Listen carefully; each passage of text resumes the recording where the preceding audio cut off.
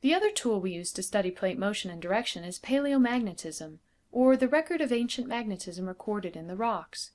To understand how, we first have to review how Earth's magnetic field is produced. We first mentioned it in the lecture on Earth formation. It has existed on Earth since Earth's layers formed, specifically the liquid iron outer core. What do you remember that layer is doing? It's hot and liquid, so it convects. Because it's a metal, that convection acts very much like a current of electrons moving in a loop, which you'll learn in a basic physics class is one way to produce a magnetic field. Anyone that's ever seen or worked with solenoids can visualize this type of magnetic field. Because of Earth's rotation, the convection currents tend to stack up on each other and combine to strengthen the field. The direction of the field is dictated by the right-hand rule. Hold up your right hand. Curl your fingers in the direction of a current of coiled wire, and your thumb will point towards the north pole of the magnet. Hopefully, you've played enough with magnets to remember they have two opposite poles, which we call north and south. Try to put the north ends of two magnets together and they'll repel. Let one move freely and it will rotate so its south end is pointed toward the north end of the other.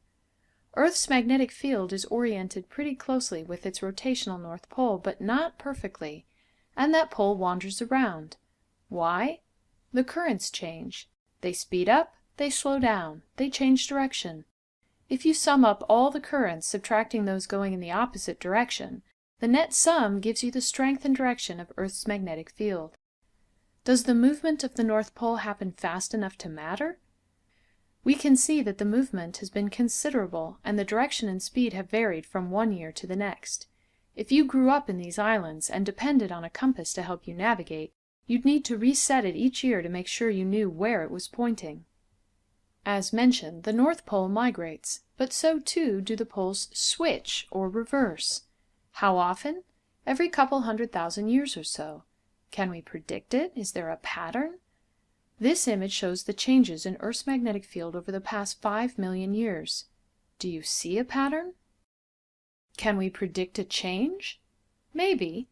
As these graphs of intensity show, the strength of the magnetic field decreases and then hits zero before either starting up again and increasing in the same direction as before, or increasing but in the opposite direction. What happens during a switch in magnetic polarity? We have no evidence from the fossil or rock world that a switch has ever caused an extinction. There are many organisms that seem to use Earth's magnetic field to help them navigate, but presumably they also use other clues, including visual cues. And since the field decreases and then disappears before flipping, those organisms must rely on their other senses and clues more and more before they lose the field entirely. After the flip, they can easily connect the new field back to their clues and use it again, even though it's in the opposite direction. They would simply adjust. As would we. The only major concern would be the increase in solar winds that are normally deflected. The ionized particles would collide more with the atmosphere as they do now over the poles, creating spectacular auroras. We might see auroras across the planet at all latitudes, and for a while we might see more intense storms. But evidence also suggests that the absence of a magnetic field wouldn't last long enough to produce any major changes. So how do we create these lovely graphs that tell us what Earth's magnetic field direction has been in the past and its strength? We get them by studying fossil evidence left behind in volcanic rocks that erupted on land. As this image of a volcano shows, when lavas erupt they are molten. As crystals begin to form during cooling, they are free to move. Any magnetic minerals that form will rotate to align themselves with Earth's magnetic field. And there's one magnetic mineral that is found in all volcanic rocks.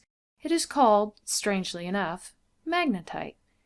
So we can go to the piles of lavas that make up volcanoes and, starting at the oldest on the bottom, take samples, date them so we know how old they are, and then measure the direction of their magnetite crystals to see what direction the magnetic field was when they formed. We call that ancient or fossil evidence of Earth's past magnetic field paleomagnetism. This paleomagnetic record becomes a powerful tool for studying plate tectonics when we apply it to seafloor spreading. During World War II in the Pacific Ocean, oceanographers conscripted into the Navy were combining wartime activities with science and gathering data on seafloor magnetic anomalies. A sensitive magnet towed behind the boat as it crisscrossed the oceans multiple times was able to pick up the magnetism of the pillow basalts under the sediments at the bottom of the ocean. Where the magnet picked up positive anomalies, they registered magnetic fields that were aligned with the present magnetic field, which we call normal polarity, and thus boosted that field, making it stronger. Where the magnet picked up negative anomalies, the pillow basalt magnetites were aligned in the opposite direction, reversed polarity, and were subtracting from the strength of the current field. By recording these data multiple times as they crossed the mid-ocean ridges, they were able to develop maps such as these, which not only show the dramatic mirror symmetry of seafloor spreading, confirming this essential spreading process, but also can be used to measure spreading speed and direction, as we did with hotspots. How? We have to first find the center of symmetry. This is the center of the ridge. Now we start at the center, where we know the rocks to be the youngest, newest rocks, and as we move outwards from the center, we can correlate each anomaly boundary with the known dates for when Earth's magnetic field has switched. For example, in this image we see that the most recent flip happened about 700,000 years ago. Before that, there was one 900,000 years ago, and another 1.2 million years ago. So, back to our anomalies, we can say that rocks along this line must be 700,000 years old, and this one 900,000 years old, and this one 1.2 million years old, and so on. In fact, we can continue this all the way out to the edges of the oceans, and ultimately create an image like this one that shows the age of every rock on the bottom of the sea floor, even though only 1% of the ocean floor has ever actually been sampled. What an incredibly powerful tool for making indirect measurements and gathering extremely useful information in a most economical way.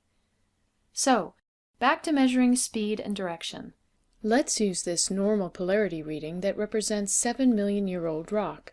Where was this rock when it formed? Here at the spreading center. So what's the direction of plate motion? Away. And how fast on average has it been spreading? If 560 kilometers separates the rock from its origin, then it has traveled 560 kilometers in 7 million years. That's 80 kilometers per million years, or 8 centimeters per year. We call that a half spreading rate, by the way, because it represents how fast one half of the rift is spreading, or how fast the western side is moving away from the center. If we want to know the full spreading rate and how fast both sides are moving away from each other, the distance is doubled, and we get 16 centimeters per year. Pause now.